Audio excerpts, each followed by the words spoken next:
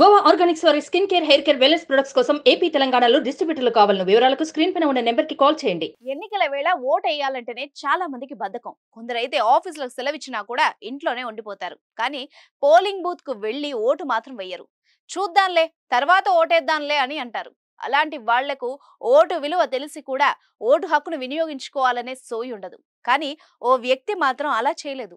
చిత్తశుద్ధి ఉండాలే గాని అవిటితనం దేనికి అడ్డు కాదని నిరూపించాడు. తాజాగా ఓ వ్యక్తికి రెండు చేతులు లేకపోయినా తన ఓటు హక్కును వినియోగించుకునే బాధ్యతను మాత్రం మర్చిపోకుండా అందరినీ ఆశ్చర్యపరిచాడు.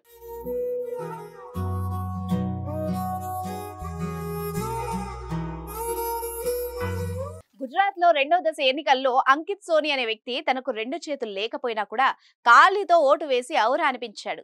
ఒంట్లో అన్ని అవయవాలు ఉన్నా కానీ ఓటు వేసేందుకు బద్దకించే వాళ్ల చెంప మీద కొట్టినట్టుగా రాజ్యాంగం తనకు కల్పించిన హక్కును వినియోగించుకున్నాడు. అంకిత్ సోనికి 20 ఏళ్ల క్రితం ఓ ప్రమాదంలో రెండు చేతులు తెగిపోయాయి.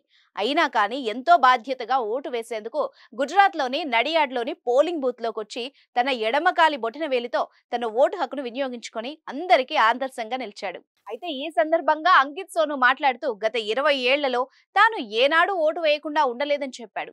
చేతులు లేకపోయినా కాలి వేళ్లతో తాను ఓటు వేస్తానని తెలిపాడు. ఓ ప్రమాదంలో తన రెండు చేతులు కోల్పోయినా కానీ ఏనాడు తన బాధపడలేదన్నాడు. ఎంతో ఆత్మస్థైర్యంతో ముందుకెళ్లానని చెప్పాడు. రెండు చేతులు లేకపోయినా కానీ ప్రస్తుతం PhD చేస్తున్నట్టు వెల్లడించాడు. ప్రతి ఒక్కరూ ఎన్నికల్లో తమ ఓటు హక్కును వినియోగించుకోవాలని పిలుపునిచ్చాడు.